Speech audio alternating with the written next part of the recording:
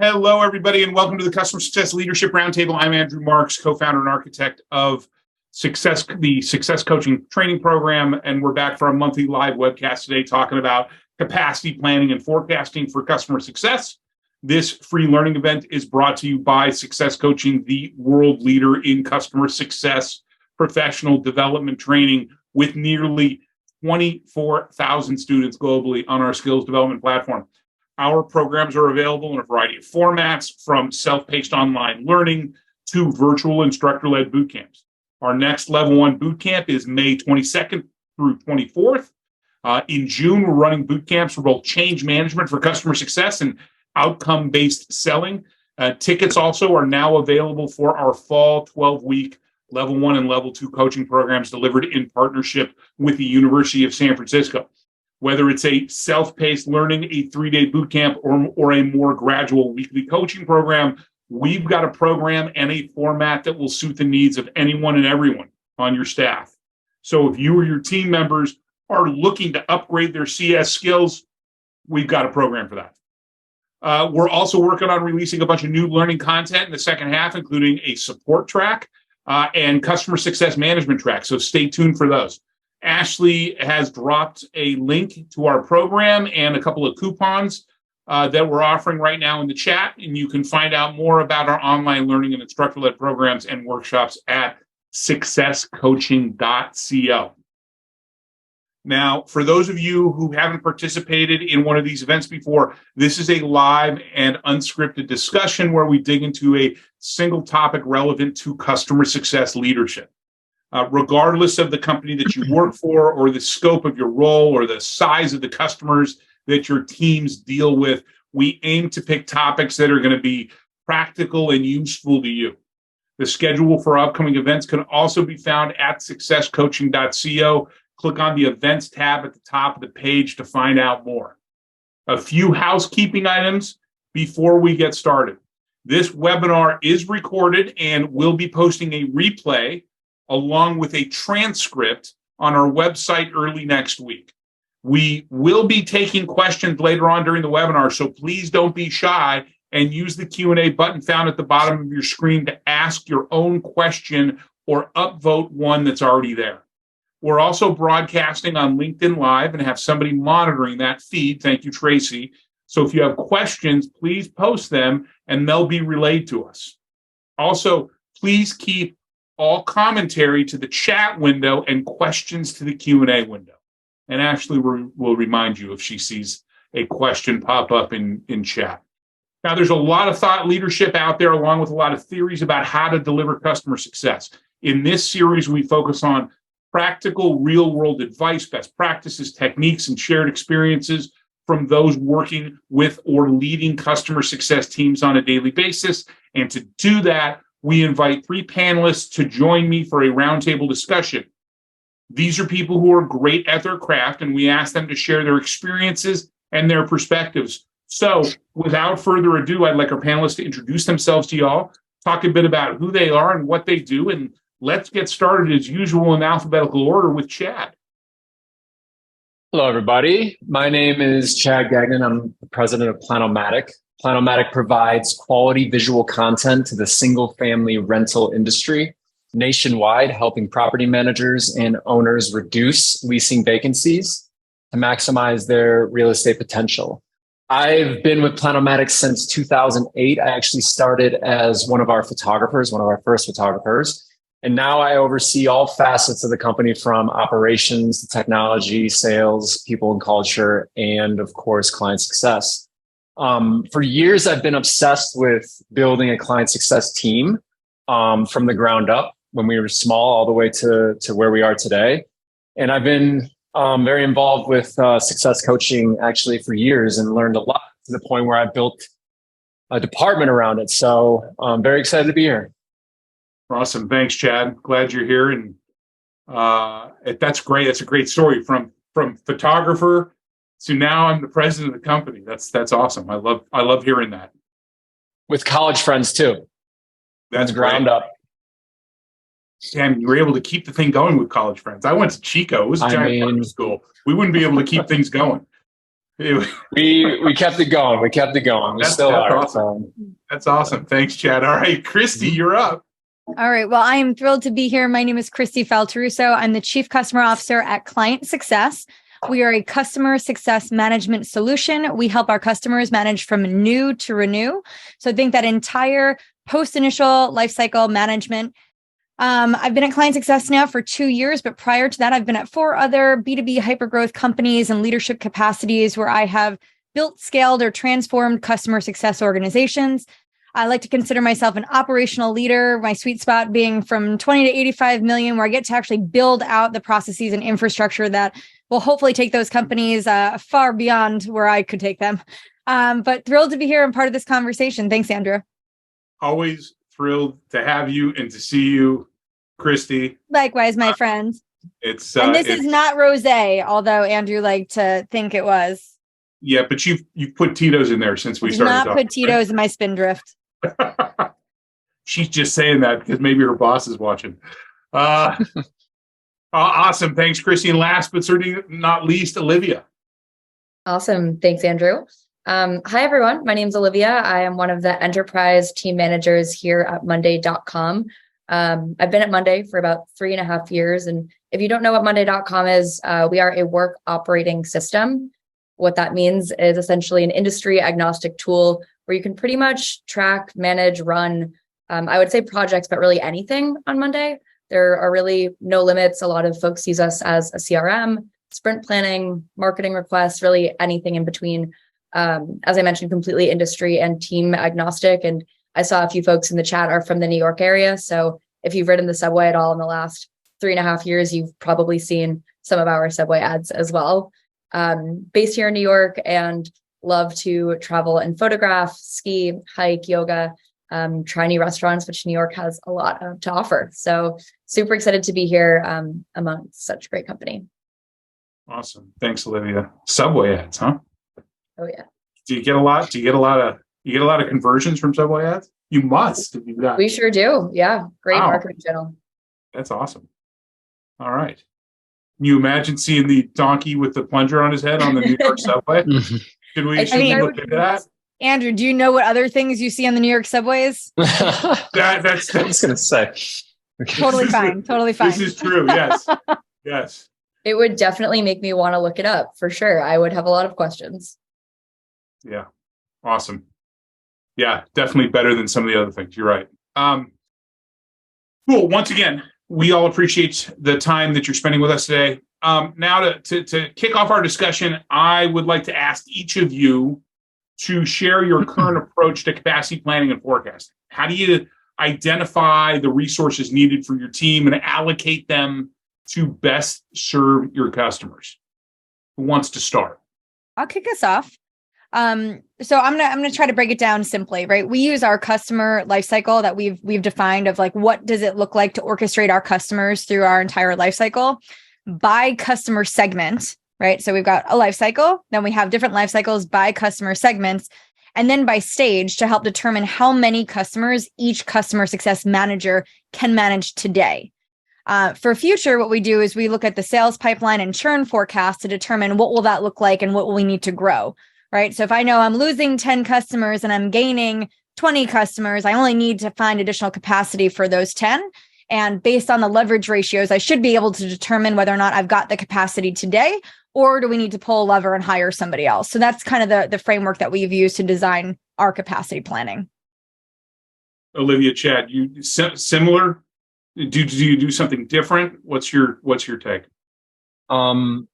I wouldn't say that we necessarily do something different, but we analyze the heck out of data to be able to understand the capacity needed to my next point, service our clients. So we look at client expectations as well too.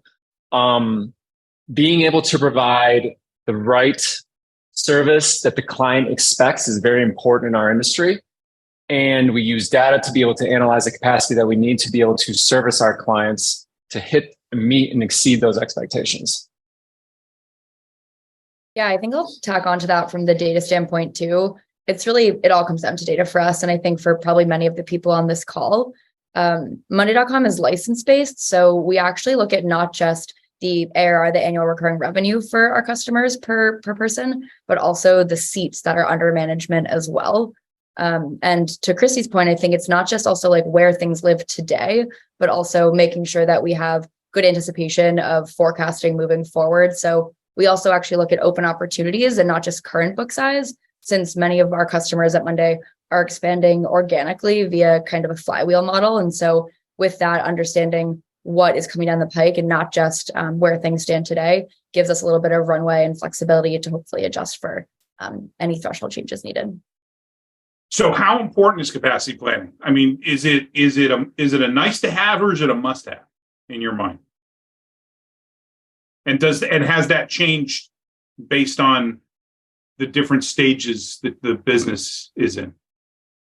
Yeah, I think it's a really great question. I think that it's essential when you're trying to figure out the best ways that your team, your CS team, can support the broader business as a whole, really driving, like aligning your growth plans with sales, for example, and also understanding that as book sizes get bigger and bigger, as perhaps you have fewer resources, but the customers continue to expand or new customers come in, some of the expectations change a little bit with our CSMs and therefore need to evolve KPIs also. So that might look a little bit like less hands-on troubleshooting, maybe more pushback, more self-sufficiency with our customers, and kind of evolution internally with other processes that we might need to create or develop, like the creation of new teams to actually support in kind of different threshold capacities as well. So I'm happy to dig a little bit more into any of that, but that's kind of my initial take, is that it's pretty essential to being able to accurately staff a CS team for what the business needs. With Planomatic, we service the real estate industry, mainly rentals, high volume. So we shoot photographs of homes across the country, and we deal with volume, like high volume on a daily basis. And we have 500 plus contractors across the country that are shooting constantly. And so, to Olivia's point, I mean, obviously it's very important, capacity planning, but forecasting and projections from our clients, understanding better what it is that they have, allows us to plan accordingly. Again, to meet and exceed their expectations. You have to understand what the client is projecting, especially in a high volume industry.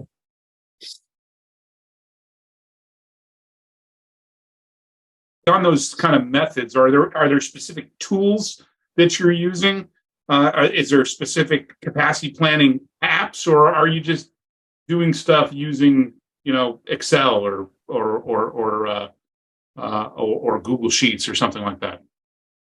With us, we track how long it takes to do any activity. From the moment an order comes in until that order is delivered to the client and all the steps in between, we track literally how long it takes. We call them stages. And we analyze each stage. And each stage will tell us, where we're lagging. And maybe it's because of capacity. Maybe we don't have enough contractors in a specific area servicing a client to be able to meet speed expectations. So we really analyze every aspect from order in all the way to order delivery to the client. Yeah. As far as tools go for us for Monday for capacity planning, I am hesitant to say this because it almost sounds a little bit salesy, but we actually use Monday for our capacity planning by integrating with Salesforce to be able to see actually how many customers and seats, like I mentioned, that each CSM carries. And then with that, have kind of a weighted model, knowing that, capacity doesn't always need to be just how much ARR you have. There could be super needy or super mature customers that actually throw that off a bit.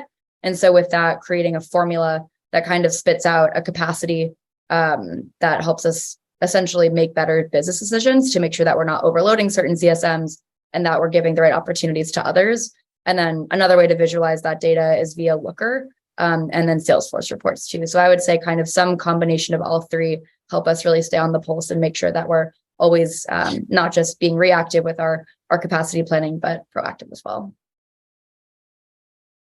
Are you doing it like, hey, Kristi, do you do stuff like time tracking your folks? Do you ask them to, even for a short period of time, I want to understand how much time these different steps in the customer life cycle are taking in order to give you a better, a more accurate view of of your capacity needs? Yeah, so we do it two different ways, right? So for onboarding, it's very prescriptive so that we actually understand time capacity planning because it's by each of the stages in onboarding. So that we understand, right? The actual meetings with the customer are 60 minutes, right? The pre-prep, all the work that goes into those meetings, say 30, follow-up 30. So it's 2 hours in just the meeting.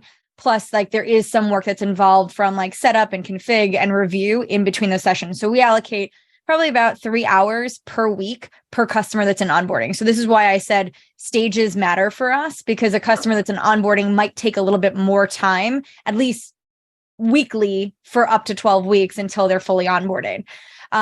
Beyond that, what we do is in client success, we do have the ability to tag all of our engagements. So we created time different windows, right? Like 15, 30, 45, 60, just so we can actually see for every engagement we have with every customer, how long is that just from a conversation standpoint, understanding that other tasks and things we do also take time. So engagements we track and then tasks we track.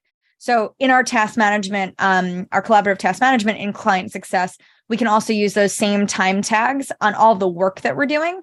And then our engagement activity reports allow us to do a roll up. So I can actually see by CSM, where are they spending all their time on what types of activities, by customer, where are we spending all of our time? So it's really great because I can also see our smaller customers who probably shouldn't be commanding so much of our time, taking up more time because they just require more help, right? So it gives us tons of visibility. So we're using client success to do all of that today. So you're trying to maintain that balance between efficiency and scalability and that importance of providing a personalized, high-touch experience to your customer. Yeah. I mean, listen, the reality of it is, though, you're never going to get 100% right? Like these models are there designed to guide us, but you can never get that right because I've got customers who, again, based on where they should be and how we would orchestrate them through the life cycle, right? Either way over or way below their time commitments for our team. So to Olivia's point earlier, right? Like there has to be some subjectivity into that. And so we do our best to pad things. So when we do the capacity planning, right, it's not just straight off the numbers. We have to pad that to assume a greater number of work hours that are going to be required to help manage that customer. Well, you got to put a plug in there for, just all the reactive stuff that you have to do. I mean, listen, it takes time to reply to emails. Yeah. I mean, I feel like nobody wants to account for that. Now, Chad, in your work, there's some seasonality, right? There's some when people put their houses up for sale, typically, doesn't it happen when they go through that process in the kind of late winter, early spring? So it's up for sale before the kids, before the summer, so people that can close deals and move. I mean, how do you handle fluctuations in customer demand? I'm still trying to figure that one out fully, but yes, you are absolutely right. Our business is very seasonal. You around the holidays, obviously people don't need photos of their homes. Everyone's at home. Summer once school starts, that's when it typically picks up, and summer is a big time. Lots of volume comes through then. And then we ramp down essentially in fall, getting ready for the holidays again. So it is definitely up and down. Even with recent changes in real estate, like interest rates have really taken things up. That has definitely impacted the amount of volume that's coming through. Because in our space, in the rental industry, I mean, last year was a massive year. A lot of people got involved in the single family rental industry. A lot of people were investing in real estate. So to answer the question though, we constantly are looking at the needs of our clients and we're looking at it on a market by market basis. We have a recruiting team that analyzes the needs based on the speed that our clients need our services. And they're constantly looking at, and they will recruit contractors accordingly based on ability, based on their schedule. We look at all aspects. But yeah, there's definitely an up and a down period. One thing when you talk about capacity planning, everyone assumes like ramping up to be able to handle client demand, whether it's support or whatever it is. But I do want to make a point of ramping down. And you do see that in the seasonality space. You have to prepare and ramp down accordingly. Everyone here is running businesses or, running departments, and you have to keep that in mind. It's not just about up, it's also about down. And that's something that we've experienced, recently with changes in the real estate market. So capacity is ramping up, but it's also making sure that you are ramping down when necessary. Well, I mean, now, granted, you have a little more flexibility because you leverage subcontractors quite extensively. Correct. Yeah. But we want to make sure it's important to keep them happy. Yeah. And the only way to keep them happy is by giving them as much work as they want or need. And if you're not able to do that, then you have to set the expectations properly and recruit properly to make sure that you meet those needs. So it's a challenge. It definitely is. Hey, Olivia, how do you, so in your capacity planning that you guys do, how do you account for, and I would be remiss if I didn't ask this, how do you account for employee skill development and cross-training and upskilling, and, as part of your capacity planning and your forecasting process? Yeah, it's an excellent question. I think, when you think about the different skill sets that we have within the CS team, we also have to take into account tenure and as well seniority. And so I think that's another thing. I don't know if that touches on one of the qualities that you mentioned, but we do look at capacity threshold by each of those things. So someone that's somewhat new to the CS world, maybe somewhat new to the client facing world, we can't expect the same of them as we would an extremely tenured CSM, for example. So setting thresholds based on that, as well as, like you mentioned, skill development. That's an interesting one. I'd say we're always looking for additional resources and kind of tools that aggregate skills and can help you deeply develop those by defining, success coaching. And so I think tools like that can be really, really helpful in kind of deepening different skill sets. We have a project currently being run through our projects and programs team right now with the help of our L&D team and enablement that are really looking at up-leveling those skills. And so while we don't factor it into necessarily the target ARR, for example, or target accounts for each CSM, it's something that is kind of managed in tandem to support some of the other qualities that we look into. But just to add one more quick thought on it, it's, to be completely honest, and I asked a couple colleagues about this before I was jumping on this roundtable as well. We've tried a number of different things to find the sweet spot for our capacities. And ultimately what we kind of came to is over-engineering it doesn't really work. Sometimes simpler the better. And so I think really sticking to one or two, I don't know if metrics is the right word, but one or two benchmarks that you really want to focus on is sometimes the simplest way to start. And then you can always kind of pivot and go from there and iterate based on whether it's working or not. Yeah, I used to do a bottoms up forecast to figure out, okay, what do we have the capacity to do? And then I would follow that with a top down forecast. Okay, well, what do we have now? And what is our sales team expecting to come in? And sales has to set quotas for the year. So they've got an idea. And I usually, I would put some sort of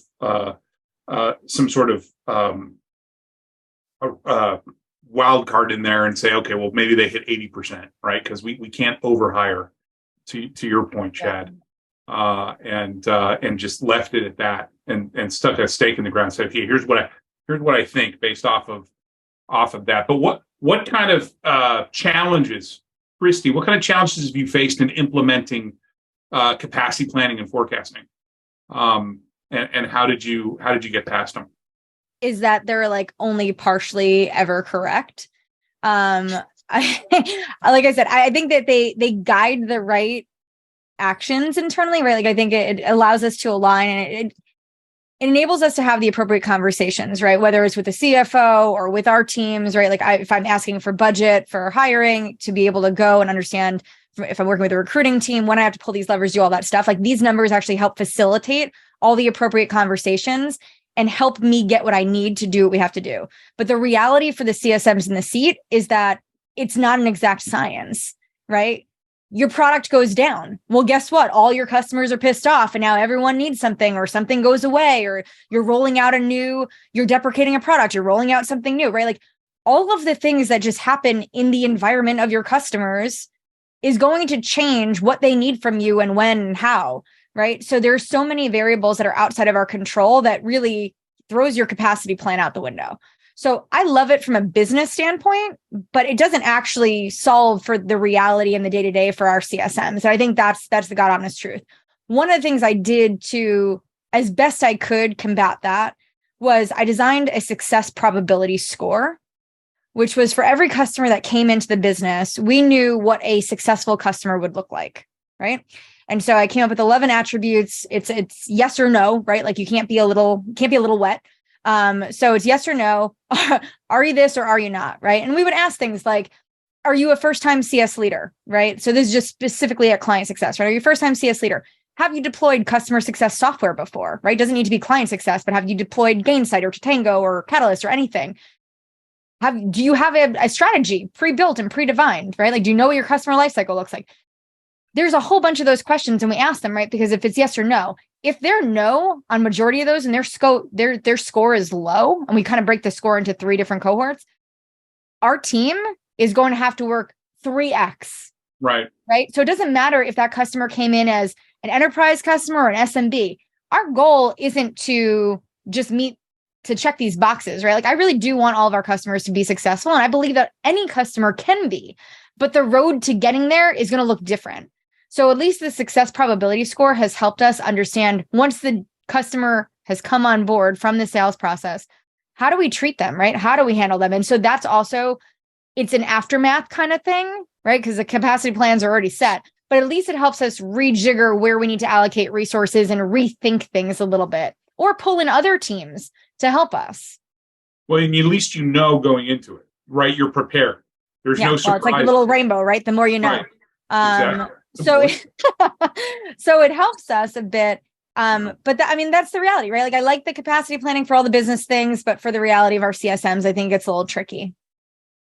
Right? Think about it. You have an executive stakeholder who leaves. Now we got to resell the entire partnership and the value. And like, what does that look like? Your customer goes at risk. What does that look like? You have M&A. All of these things happen. These are real scenarios. And guess what? You can't account for all of the work that's going to be required to navigate those situations. I think if I can add one more thought on that too, I think, Kristi, what you're mentioning is so important, is that while, yes, you have to look at the data, and I think Chad and I both touched on this a little bit, the anecdotal context is so important to actually round out the whole story of capacity planning. And one thing that we found that's really, really helpful is actually having a cadence with our sales counterparts to make sure that we are also forecasting based on what they know too. So outside of what the data is telling us, what can we actually do to align on their growth plans? Which I think, Andrew, you touched on, right? Like if we're predicting 80% close rate, right, on certain accounts, how do we actually anticipate that a quarter ahead, 2 months ahead, anything that really can help us prepare for any changes like that? Yeah, that's why one of my directs was always in a sales meeting, the weekly sales meetings. I want to understand how things are tracking, because that's going to play a part in how we manage our capacity. Yeah. And whether that's we closed a deal, or didn't close a deal, or hey, we closed this deal early. Oh wow, you closed this deal a quarter earlier than we expected. That's going to really impact our ability to deliver on it. But back and to understand. Yeah, sorry. Go ahead. Well, to understand what's in the deal too. A deal, there can be small deals, medium-sized deals, big deals. How that's going to impact you, you have to understand what that looks like. Yeah, that's an important piece of the puzzle. You cannot be planning capacity in a vacuum. But back to you, one of the first things that you said, Kristi, was, which was going to be my next question to all of you, was how do you communicate the importance of capacity planning to other stakeholders in the business? And I love what you said. You're showing up with data, right? And yeah, it's not an exact science, but you can sit there and say, okay, well, I figured out what our capacity it needs to be in order for us to deliver the type of service that you are expecting from our customer success team. And that means I need this many more people, based on this schedule, if you're expecting this kind of business to come in, and it's not just some gut feel, you're saying, okay, here's the data. Well, that's the thing is you can't go to your CFO and ask to hire 3 more people because you feel like your team is overwhelmed. Yeah. And regardless if they are or they aren't, that's not going to get it done. So like I said, to facilitate those conversations, you got to bring the data to the conversation. And that's always worked for me.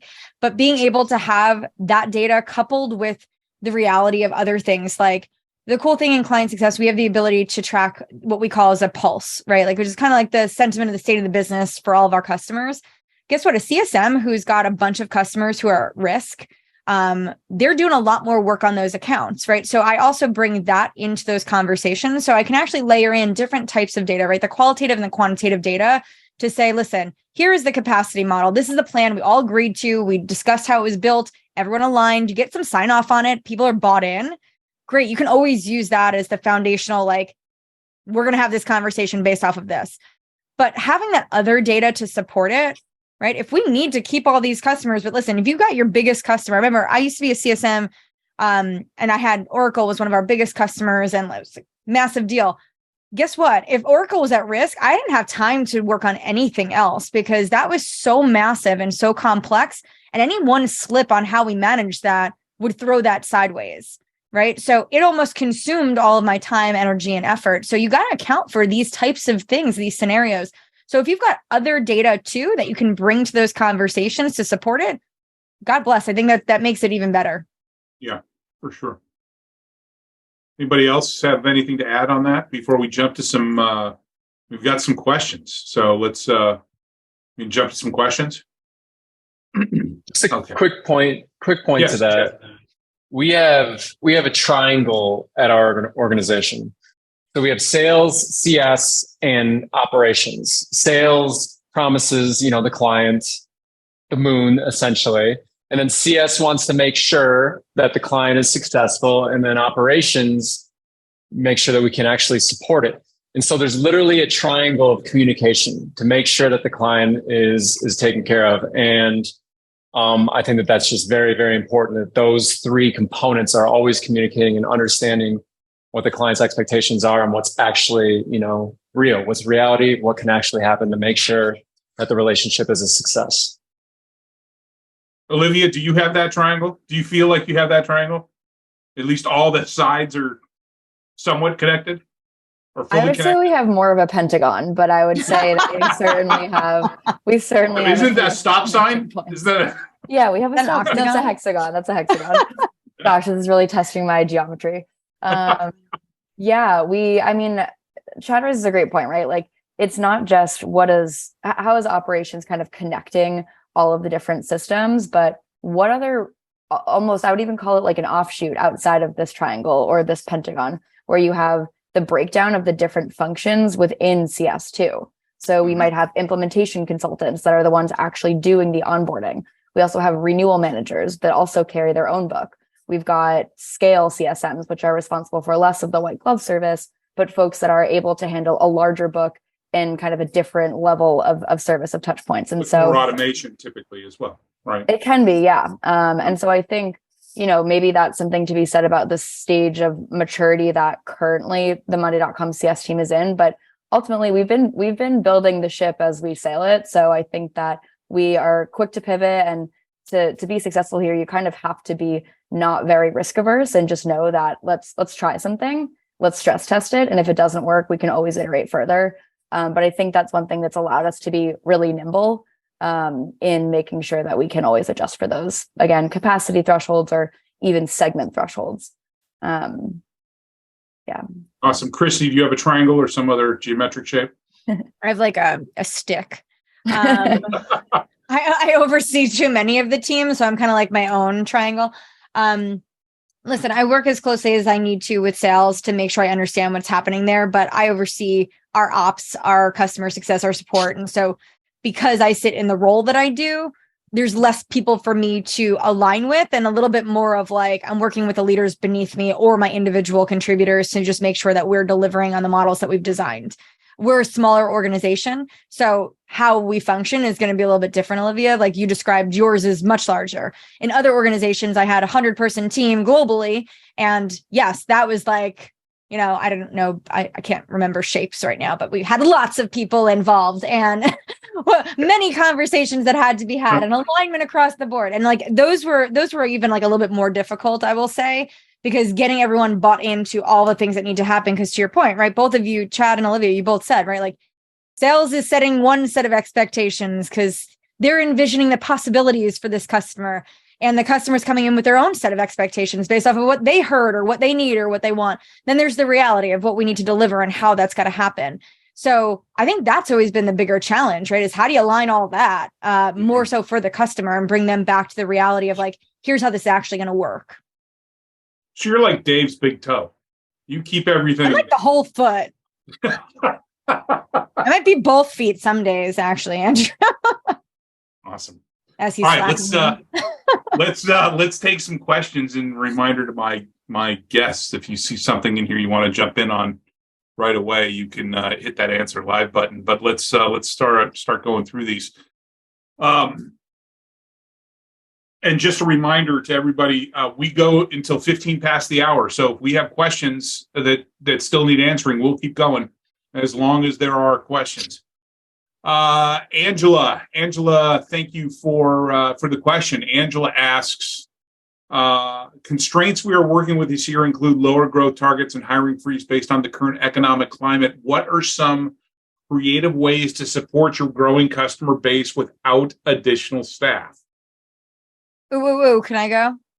Yes, anybody can go. Okay, I'd like to go.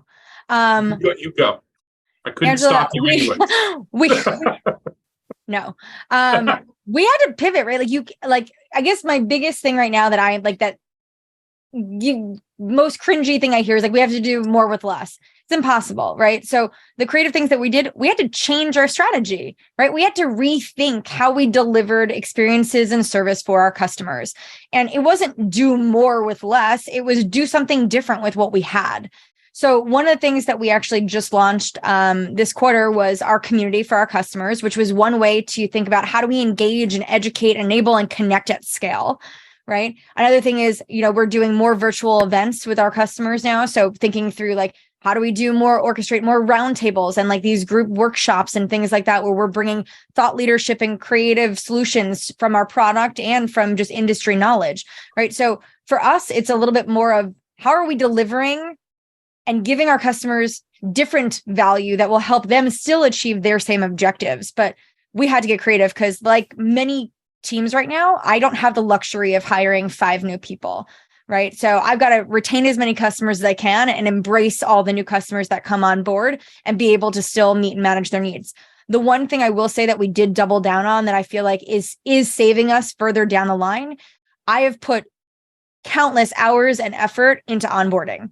Because I know that if I get my customers in a good place early on, right, like really well configured, educate them, enable them, train them properly day one so they can independently use our solution to meet their objectives, we have a lot less work to do later.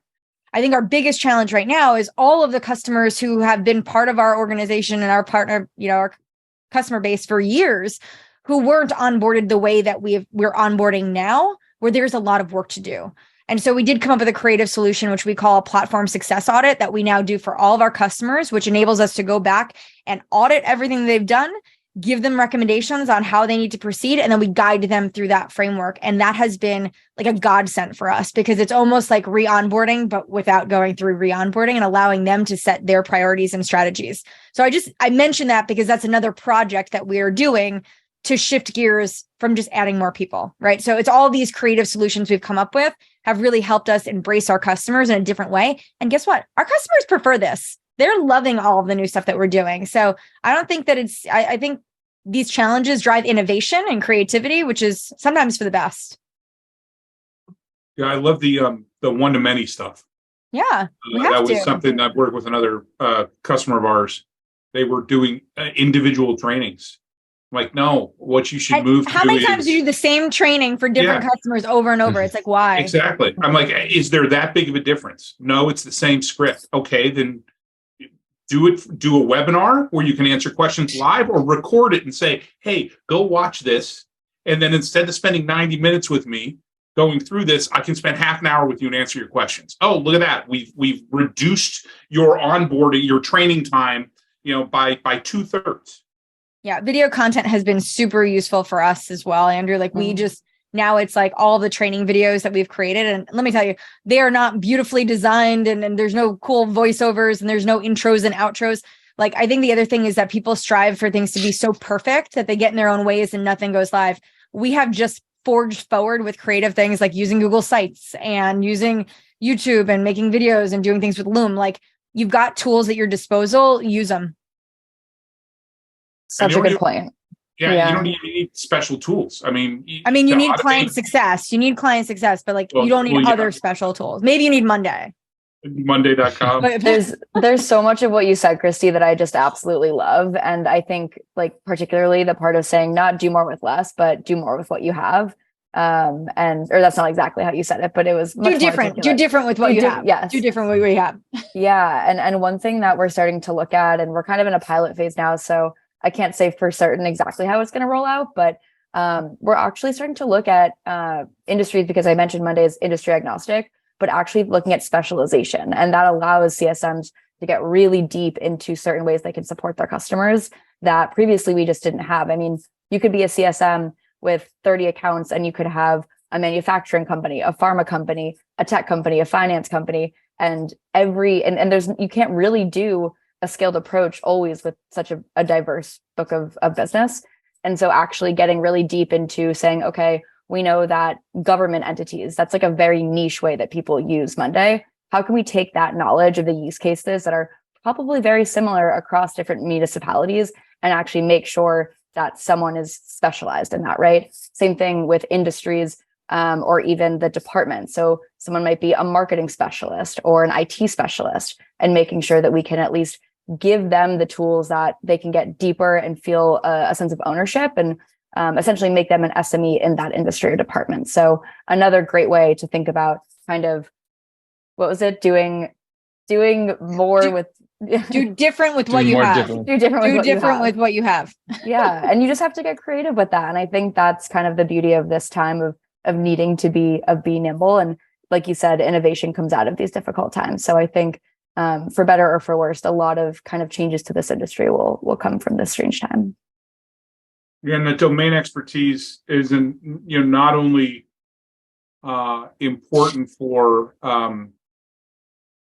addressing your from a capacity perspective, but it also drives value, efficiency, and value. Exactly. Efficiency. It's not just about the efficiency; it's about the value realization as well. Yeah. Hey, you know what? We have this set of other manufacturers that are using Monday.com this way. How does that sound? Right? It helps you develop value propositions that you can back up based off of evidence, based off of stories from other customers that are using it in similar ways. Quicker time to value realization. Yeah.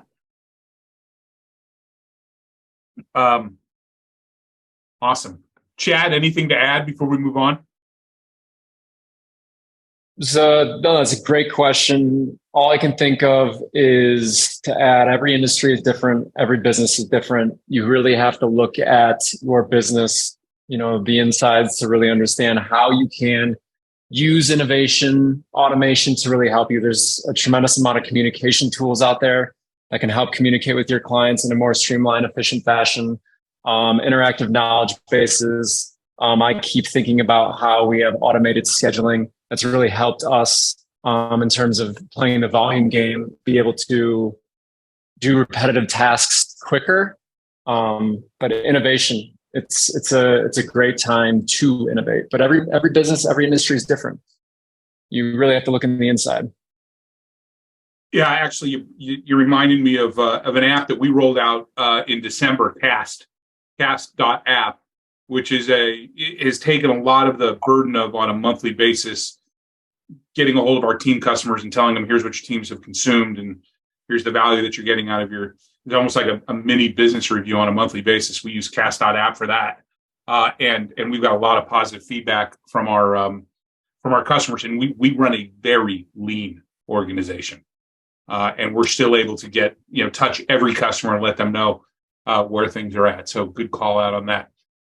Awesome. Angela, thank you for the question. Our next question comes from Adam. Adam asks, based on team capacity and needy clients, have any of you ever fired a client? I actually came close to one. I fired customers, but not because of capacity or neediness. I threatened to fire one just because they were being a jerk. Yeah, that's what I mean. Like we have zero tolerance for customers who misbehave. Right. Like my job is to protect my team at all costs. And so, yeah, we've had customers in that regard, but not because of their neediness. We just got to try to figure out how do we meet expectations within the resource constraints that we have and deliver for them. Right. And this is where, again, just got to get creative. Yeah. That's a very interesting question. The answer from my point of view or from my company is we have very, very, very, very few, but not because of them or their attitude or anything along those lines. It's mainly because of them fitting our ideal client profile. A client will come to us from sales and they won't be that client that fits. It doesn't make sense. We're not going to be able to provide the best experience possible for that client. And for that reason, it doesn't make sense. So that happens in our world. But I've never fired a client because of attitude or anything like that. I've experienced it. I totally get that. I could see, I think that's probably I think I've probably done that myself. You get a customer that's not a good fit, and you realize as the team responsible for getting them to a point of value that you're truly never going to get them to a point of value. So what you end up doing, and this is a conversation that I always have with my sales teams when they would throw bad fit customers over the fence. I'm like, what you are forcing us to do is you're forcing us to over-index on this client who likely will never be happy. And that takes us away from all these other clients that actually aren't good fits. And then you have to service that client or try to, which then takes up everybody's time. And now we're talking about capacity planning, and you can't plan accordingly.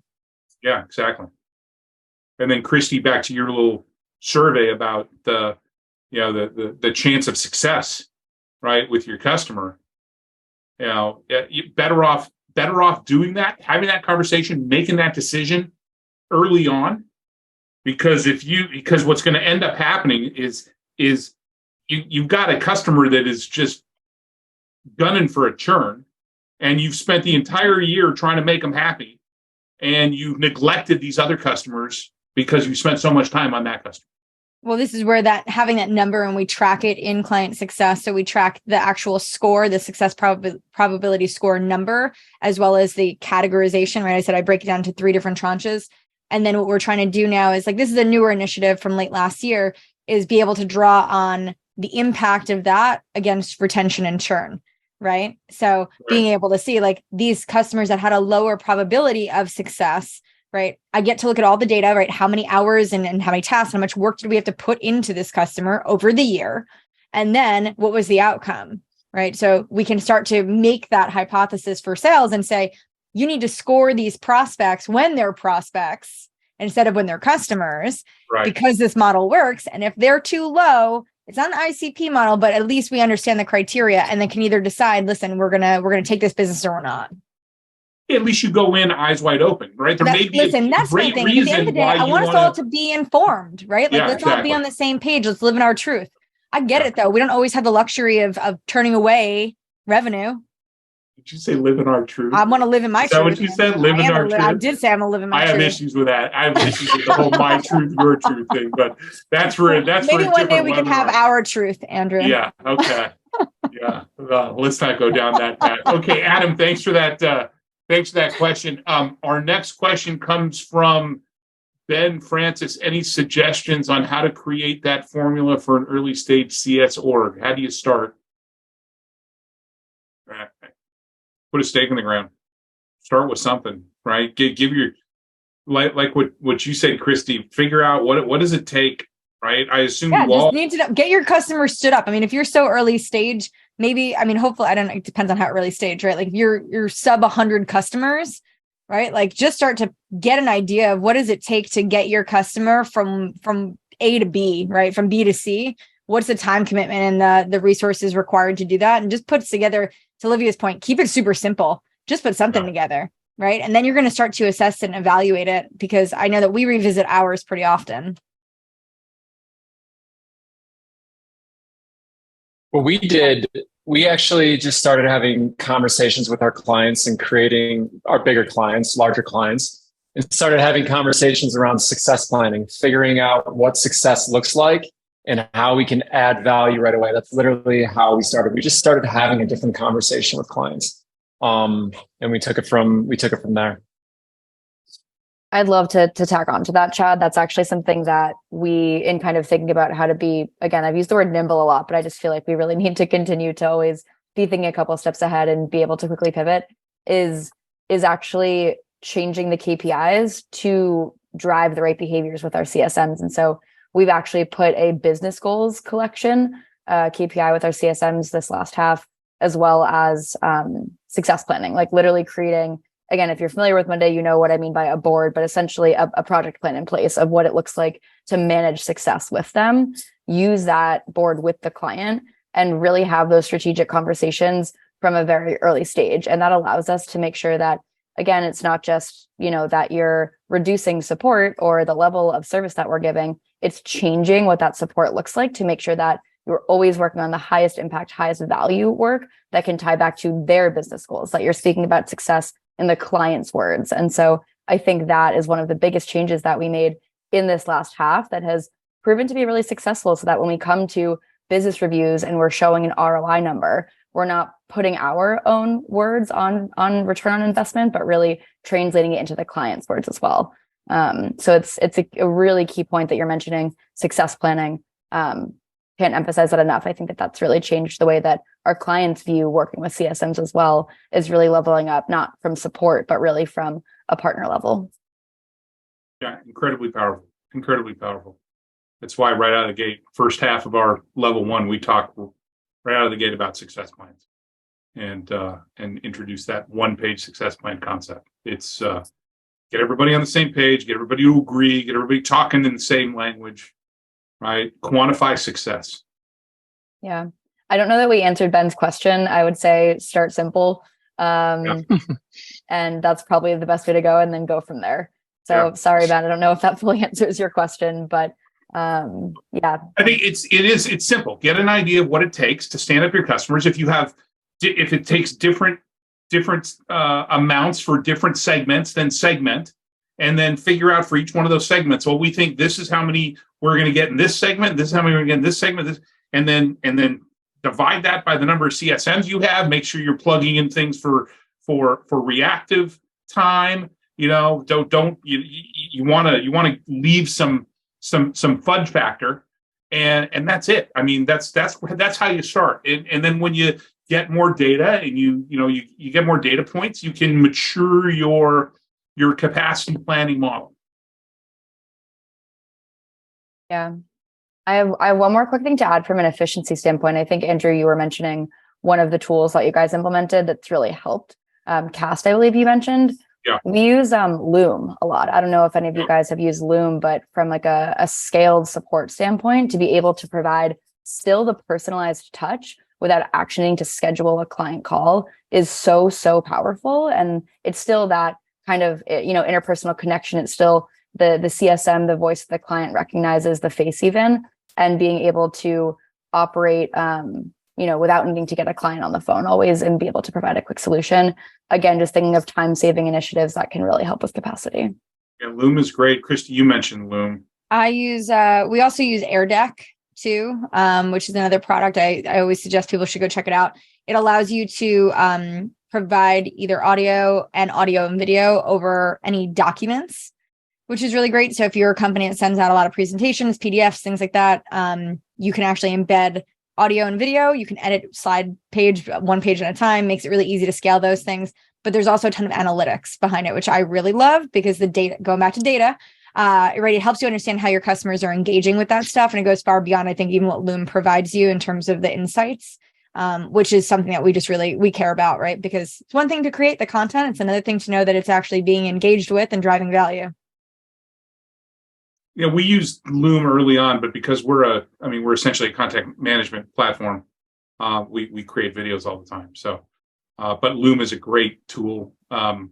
Definitely have I know that our sales team has used it in pre-sales to reach out to prospects as an interesting way of catching their attention. So, awesome. Thank you. That was for Ben. Thanks, Ben. Thanks for the question. As a reminder, we're going to go till 12:15 or until all these questions are answered. Angela asks again. Angela, thank you for the question. What size CS teams do the panelists support, and how many customers does a typical CSM support for them? Who wants to start? Christy? My team is small. This is the smallest team I've ever had. We are mighty though. I've got 3 CSMs on the team, and everyone's averaging probably about 40 to 50 customers. Olivia? Yeah, so under the enterprise segment, we have both kind of a mini subsegment of strategic customers that are over a certain number of seats on Monday, and then our enterprise. So if you're a out of the box enterprise CSM, you're probably managing between 20 and 30 customers. If you're a mid-market CSM, you're probably managing 30 to 40. And if you are a strategic CSM, so actually going in the reverse order, you manage about 5. And that's very different. The conversations that we have, the product knowledge that's needed, the challenges that come up, it's a totally different conversation, the level of context that you work with. And then our amazing scale team manages a couple hundred. And so they are really incredible and have kind of found that sweet spot of being able to provide the right level of service that still maximizes retention, delivers the right level of value, still adds a personal touch. And so we kind of have a skill touch and a high touch team. Awesome. Chad? We have a CS team of 3, and for our large and enterprise level clients, we're around 20 to 25. We really look at revenue orders and low and high touch to really segment our clients out by CS, which, maybe 20 minutes ago, there was a question about, getting innovative, in these times, high and low touch. Try and find ways to make the experience a low touch experience for the clients. That helps a lot. That is something that we have talked about for a little while. Sorry to jump back, but I just thought about it when thinking about this. Yeah, one of our tools that we talk about, that we train on, that we've shared before in the webinar is this customer success engagement model, which is a exploded RACI that lays out all the steps in the process. And one of the sections of that is can we automate? And so every step, every task, you need to be asking yourself, am I doing the same thing more than a couple of times a week? And is it generic enough where we can automate it, even if they're a high touch customer, right? Because what it does is it frees up our time. It frees up our time to either take on more clients. It frees up our time to go deeper with our more strategic customers. So every time we do that repetitive task, it takes away from our ability to serve our customers well. Thank you, Angela, for the question. Next question comes from Michelle. Michelle asks, when do you suggest a tool like Gainsight Client Success to Tango? We're at about 100 employees, 15 CSMs, and growing. Now. How many customers? How many customers do you have? It would be more my question. It'll be 15 CSMs, so I want to say they at least have 15 customers. You got to have, well, right? Because even if they were like the highest touch, no, what if they were all enterprise, right? Like they have 40. GE and like. So they have 40. So they got 600 customers. Yeah, it's time to start looking at a tool, I think. Just because you need to start scaling your processes and have better control so you can create continuity and consistency around how your customers are managed, right? And just more efficiency, visibility on that visibility. Yeah. Just, I mean, there's now. right? Your job in customer success leadership is to make sure the right people are doing the right things in the right ways at the right times. Yeah. And when you get past 30, 40 customers, it becomes really hard to manage that, right? To track that.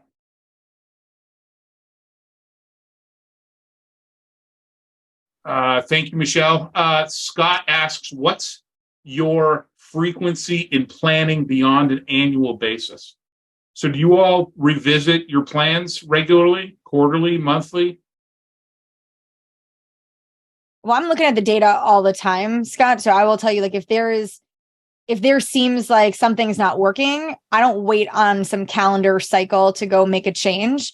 I think we're small and nimble enough to go and be agile and do what's right for our customers. So I don't wait. So I would say, like, make sure that you've got access to data that you can revisit and look at it. Have something on the calendar, right? So if you at least need to make yourself aware that, like, okay, every quarter I'm going to go do a deep dive and check this out. I would say just because we're small right now and I don't need to work off of some like calendar. I'm just looking and I'll adjust accordingly. But I would say at least quarterly, you should be revisiting that. +1. I like that, Olivia. +1. That's nice. Don't need to repeat everything you said. It was perfect. You're a great panel co-host. We do quarterly to have something on the calendar, but something that comes to mind is whenever we have a product change, it's a big deal. Like a client will come to us and want to get 3D services across their entire portfolio across the country. And so that would warrant a serious conversation, and we would reevaluate the relationship at that point too, whenever, product change comes up. All right, let's thank Scott for the question. We're going to answer this next one from LinkedIn Live, but then it sounds like, Olivia, that some folks want to hear more about your scale team functions. So let's answer this question first from Audrey on LinkedIn Live. Thanks for joining us on LinkedIn Live, Audrey. Audrey asks, do you divide customers depending on a tier size based on ARR? How do you predict year-on-year forecasting for upsell, cross-sell opportunities, renewals, et cetera? We kind of touched on this before. There's no exact science, though, right? I think we all segment in. Everybody segments to some extent based on ARR, correct? I think it's a factor, right? But I think you got to. It depends is my favorite answer for everything, because it does. It shouldn't just be based on ARR, but I've seen, like, some companies I worked at, it was based on a company size, which allowed us to understand the future potential and growth, right? Like, just because Google spends $20 with me today doesn't mean I'm going to treat Google like an SMB company, because the potential that I could have with Google is infinite, right? So I don't think that ARR is the best barometer of like how you should be supporting your customers.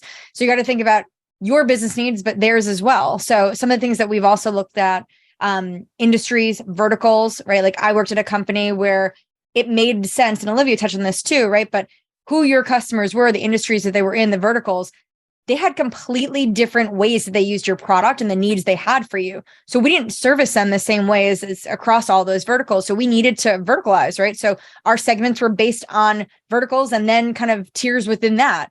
So it depends on your customers. It depends on the complexity of your product, the market, your buyers, right? Like there's so many things you need to evaluate. If you're only doing it based on ARR, though, I think you're missing a lot of opportunity.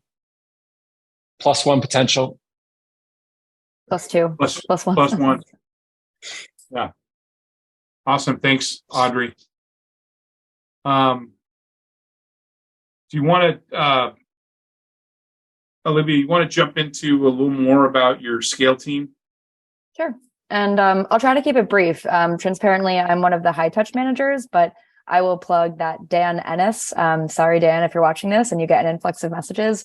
He is also somewhat of a CS linked influencer, if you will, and is absolutely amazing. He leads our scale team here. So in the US, at least, I would love to direct you to him. But in terms of the tools right now, I would say guesswork is another big one. I'm sure many folks here use some kind of mail merge campaign or one-to-many email marketing software. Guesswork is a great one for our scale team to be able to reach folks. And it's not just knowing like what to send, but who to send it to.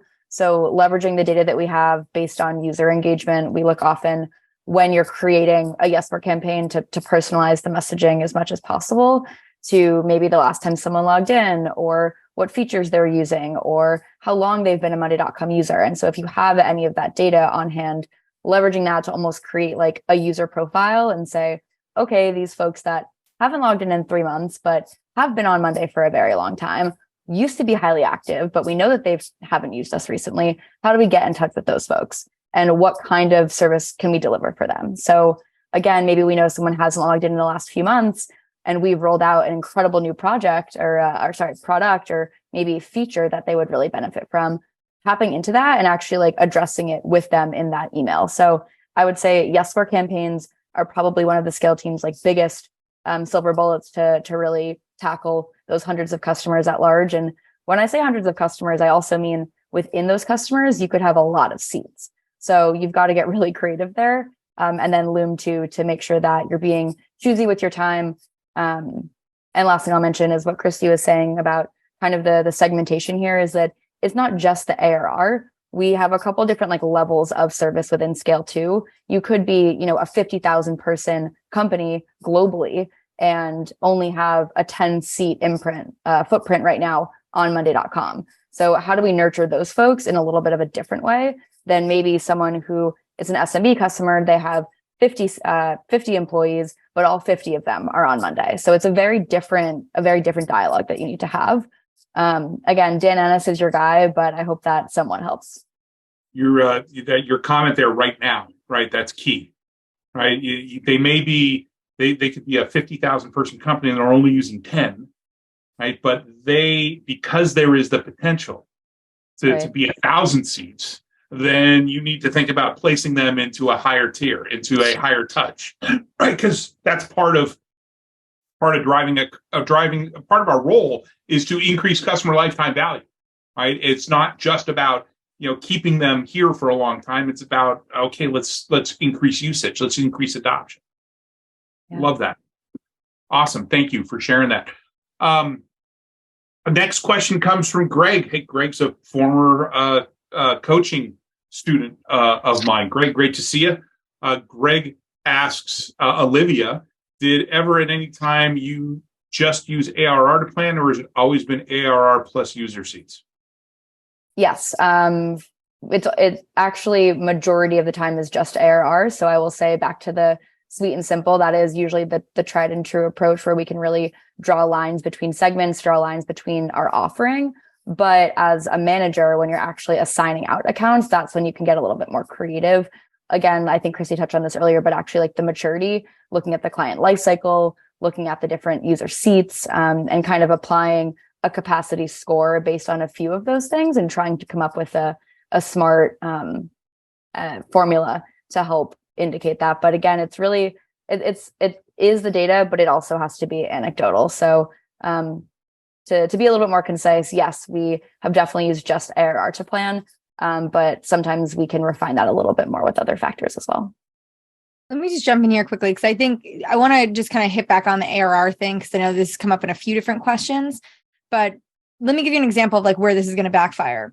Some of our customers, because we sell on a per seat basis at Client Success, right? They have very few CSMs on their team, right? So their package is going to be smaller because they only have so many licenses that they actually need.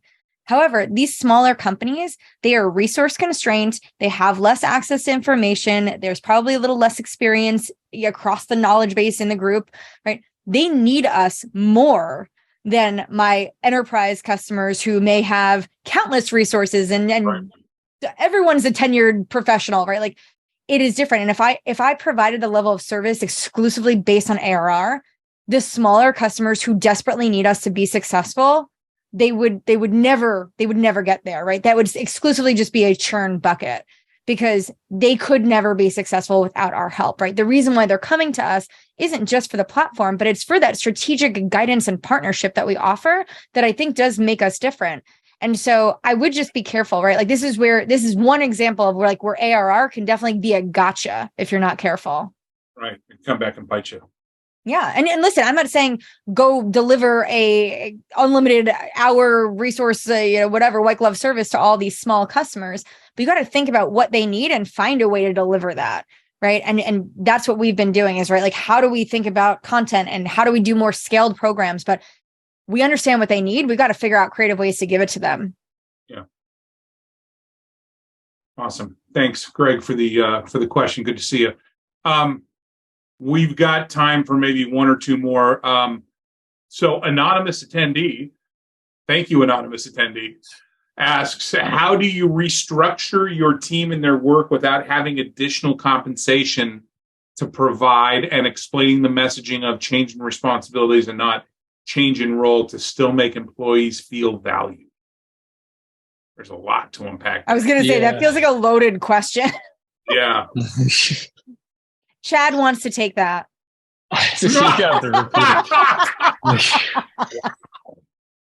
Threw you under the bus there, Chad. You're gonna have to repeat it. I'll take it, but you got to repeat it. How do you restructure your team and their work without having additional compensation to provide and explaining the messaging of change in responsibilities and not change in role to still make employees feel valued?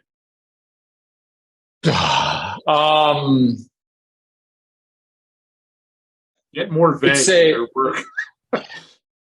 Look, I feel a lot of businesses are in the middle of change right now. Planomatic is one. I'm sure the other businesses on here are as well too. And so it's a different time.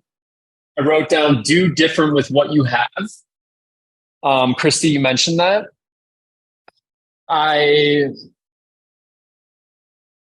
It's a trick that everyone has to figure out right now. It really, really is. It's hard. What we did, we reevaluated our vision, and we got it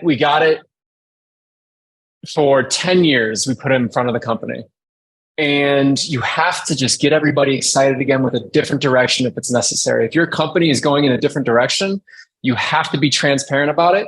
You have to show them the road that we want to take and how we're going to get there, and just re-energize the workforce, because it is a different time. I mean, that's the easiest way that I can explain it. From my seat, be transparent with where you're going and get everybody excited about it. I hope that answers the question. That's a tough one. You guys gave me a tough one.